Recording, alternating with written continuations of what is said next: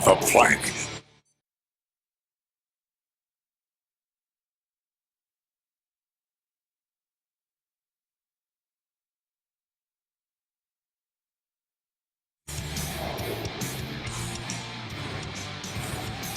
The Plank.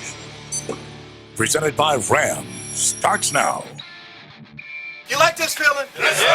We're going to do it again next week. Yeah. Three in a row. Next week. Three in a row. Three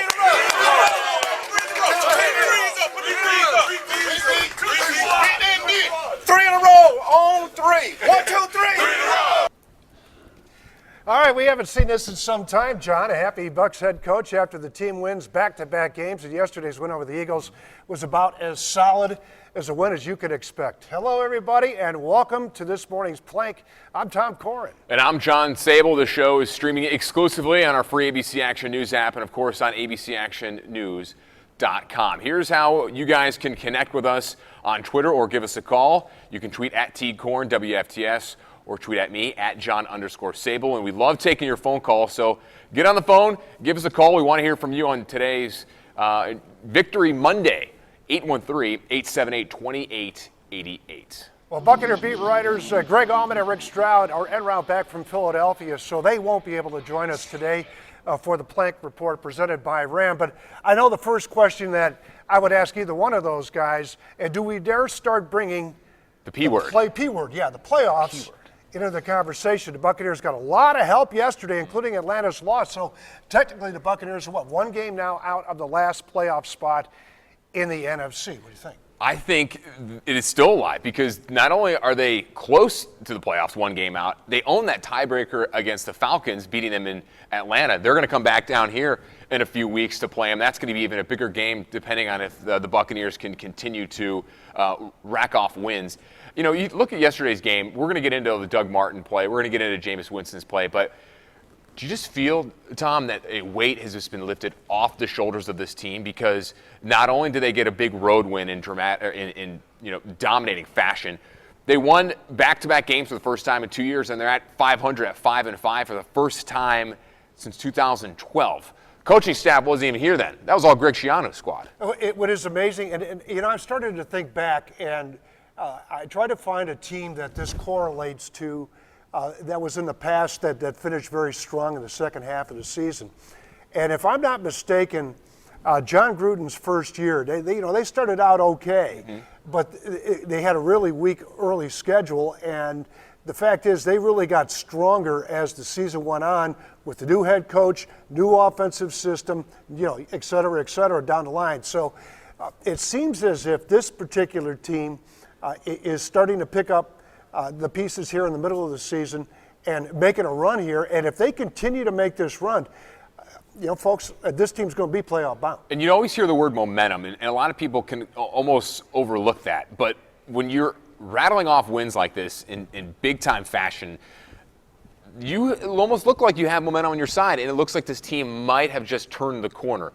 It was the most all-around game a team can win that you're going to see. Special teams, defense got overshadowed by how well the offense played yesterday. I mean, it was probably one of the best games this Buccaneers team has played probably in the last 3 years. Well, I thought it was the most complete game that they played. It was nearest the perfection that I've seen out of a football team, any football team in the National Football League. What I'm impressed about is the fact that they got better. Not only did they put back-to-back wins, they played better. Now they got a third one they're going to try and add on to it. Now, do I expect the same type of performance? Not necessarily. No, because what just happened is something that you may not see ever again. Jameis Winston, ties an NFL rookie record for most TDs thrown in a game, ties a Bucs rookie record. I mean, it's great what he did, and he excelled mainly because of that offensive line. That was a part of this team last year that just struggled mightily. The worst offensive line in the league. Got to give credit to Jason Light, Lovie Smith, and the assistant coaches for getting guys in place. They drafted well in that position. Excuse me. Overall, that line has become probably one of the best lines in the league, and it's grown week by week. And you could really start to see it last week in playing Dallas, and then definitely showed yesterday. And that also helped Doug Martin explode, too. Mm-hmm. Well, I know that we have some Bucs locker room posted to listen to, and Lovie, Winston, and Martin talking about that victory yesterday. This week we talked a lot about, back-to-back wins. I know that's small to everybody else, but for us, something we haven't done in a long time. We've talked a lot about being relevant again. I think we're relevant again. I'm very happy that we got this win. I know the guys, I know Tampa Bay is happy because that's the first back-to-back win we done had in a long time. But like I said, we can't get complacent, man. 2 wins in a row, that's good. But when you think about it, like 2 wins in a row, that should be expected. Everybody in this, on this team believes that we could get there, and that's something that we didn't have. The culture's changing around here, and hopefully we get there, and we will. Doug Martin brings up a perfect point right there. Too many coaches, not the right players, the revolving door, and finally you're building some type of continuity. How many times, TK, we've seen in the NFL where teams get rid of coaches after a year or 2 years and get rid of the front office? There's a lot of teams in the NFL that do that, and they cannot build continuity, and they cannot build on any chemistry and any continuing to try to win games. And Doug Martin's been through it a lot in his first few years with the whole Schiano era and now with second year of Lovie Smith. And it's starting to pay off. And for a guy like that who was many on the team, went through that, it's starting to pay off, and it's good to see. Well, the big difference, I think, between the offensive staff of this year versus the one last year is this one knows what it's doing.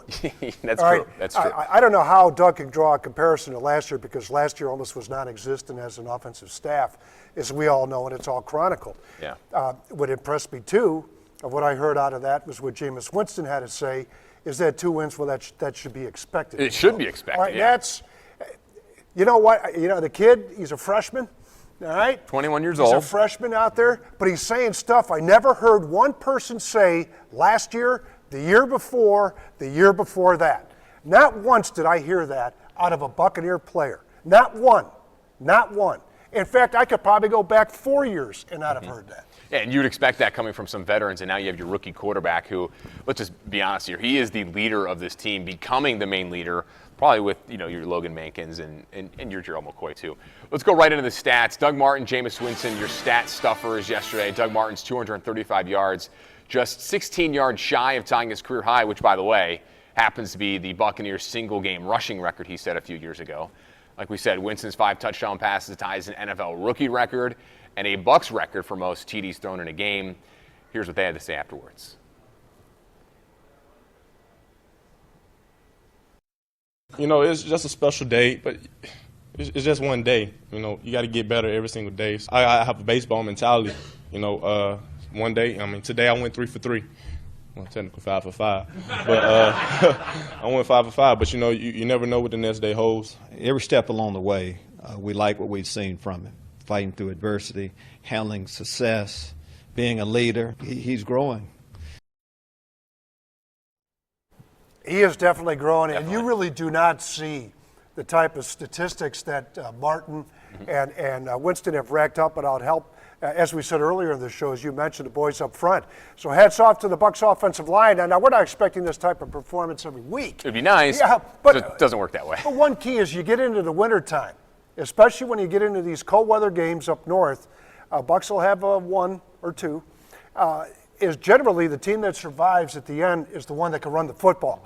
So that's very, very important. Here's Lovie on the running game. Doug Martin has been outstanding from training camp on.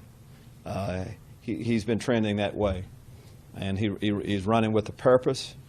And when an offensive line sees that, and they want to give him an opportunity, and it's just not like big holes. He's breaking tackles, doing everything you want from a franchise running back. It's good to have a quarterback that can make plays and take the pressure off the run game. We both we both work for each other, so it's awesome. Big runs in there.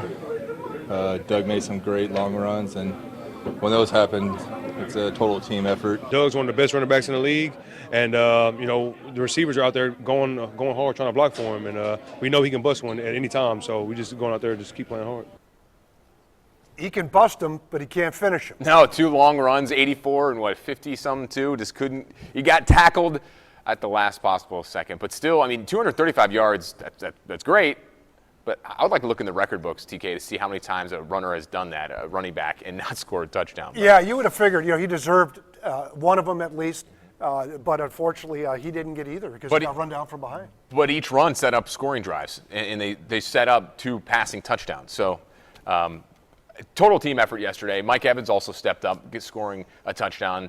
I counted maybe 1 drop, but maybe not necessarily his fault. So that's improvement. We call that progress, I guess. I call it cooler weather. Cooler weather, yes. The sweat. We talked about it. The guy has got dehydration problems, and then when he hydrates, he sweats, and it's not balanced. There's some imbalance going on there. They're going to be in a dome next week in Indianapolis, so it's 72 degrees. We'll see how that happens. You like it is right now. Yeah, it feels good in here. It's a beautiful evening here. All right. Well, every week we have somebody walk the plank, and we want to hear from you. So make your suggestions by tweeting us with our hashtag #ThePlank. You can also connect with us again by tweeting us at John_Sable or at TCornWFTS. And remember, we'll be taking your calls. Don't be afraid. We want to hear your thoughts. Who do you want to walk the plank? Who do you give the credit for yesterday's big win? 813-878-2888. And still to come, Buccaneer GM Jason Light takes another victory dip. In our fantasy football guru, Matt McGuire recaps one of the biggest upsets in fantasy football this weekend. Could there be a new beast mode in Seattle? We'll be right back.